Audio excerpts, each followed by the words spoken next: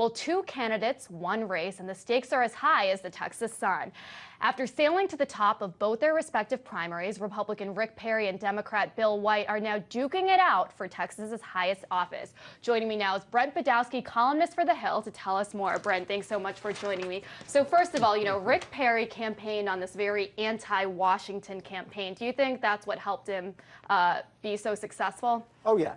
Rick Perry handled the campaign brilliantly. He was running against Senator Kay Bailey Hutchison, who was a respected Republican senator, but he turned her experience in Washington against her.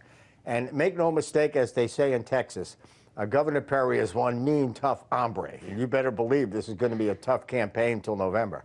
So, Brent, in the past, it would have been maybe a little bit of a political suicide to speak out so strongly against Washington. And, maybe people would have even said that's kind of unpatriotic. But do you think times have changed? Well, times have changed in Texas in more ways than one. Number one, there is on the Republican side a really, truly, deeply anti-Washington, anti-government sentiment. No doubt about it. Governor Perry saw that quickly. But there's also a new Texas that's coming, a tremendous wave of Hispanic voters that will be a majority at some point in 10 or 20 years, has a lot of influence now.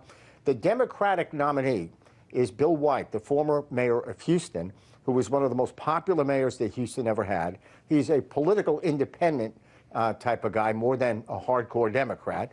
He has a ton of money, and so this is going to be one mean, tough race between two mean, tough hombres from here to November. And, I also want to point out that Sarah Palin was helping out Rick Perry, campaigning for him. How do you think that factored in? And also, we should point out that Dick Cheney was campaigning for Kay Bailey Hutchison. Do you think this is a new beginning for kind of the rebel conservative versus the old, boring Washington Republicans? Well, there was definitely a challenge of the angry, more conservative Republicans embodied by Palin, and the more old-style Republicans embodied like Dick Cheney, who are pretty conservative themselves. But again, there are two Texases now. There's the past, there's the future. There's the right, and then there's the center and some liberals. And it's going to be a very interesting, globally watched campaign. This is the first time in about 10, 15 years that the Democrat is going into the general election equal to the Republican. And it's going to be two Texases at war politically, the past, the future, the right, and those people that want to have Texas modern and bring in the Hispanics, who are a tremendous demographic wave all over America, and they're really big in Texas. Texas, Karl Rove, Bush's brain, he's been called, he knows is going to go Democratic because of the Hispanic wave. The only question is when that happens. But now we're going to have the war of the worlds, the clash of civilizations.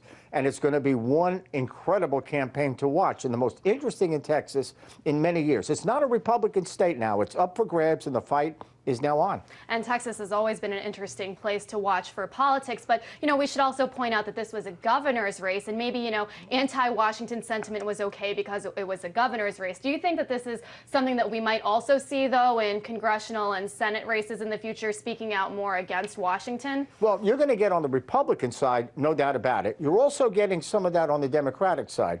We have a Democratic senator in Arkansas, Blanche Lincoln, and she's now being challenged by a populist Democrat in the primary, the lieutenant governor.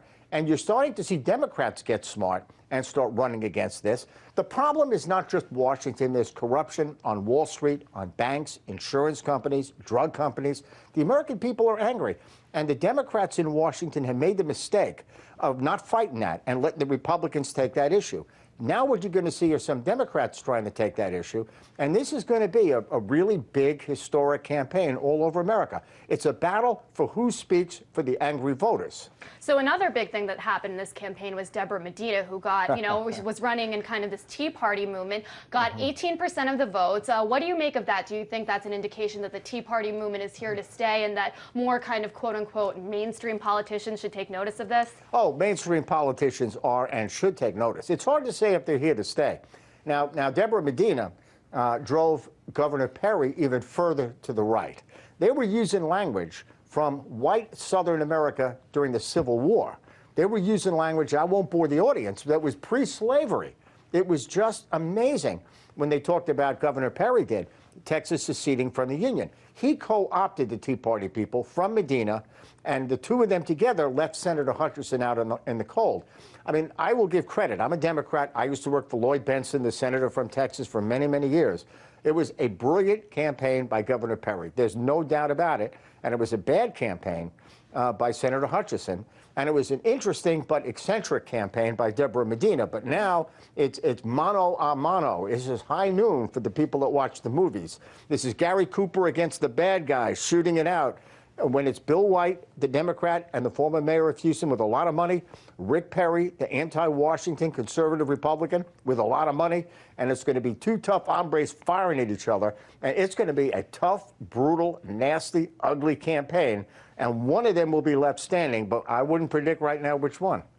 All right, Brent Badowski, always making politics so much fun here on RT. I want to thank you so much for joining me.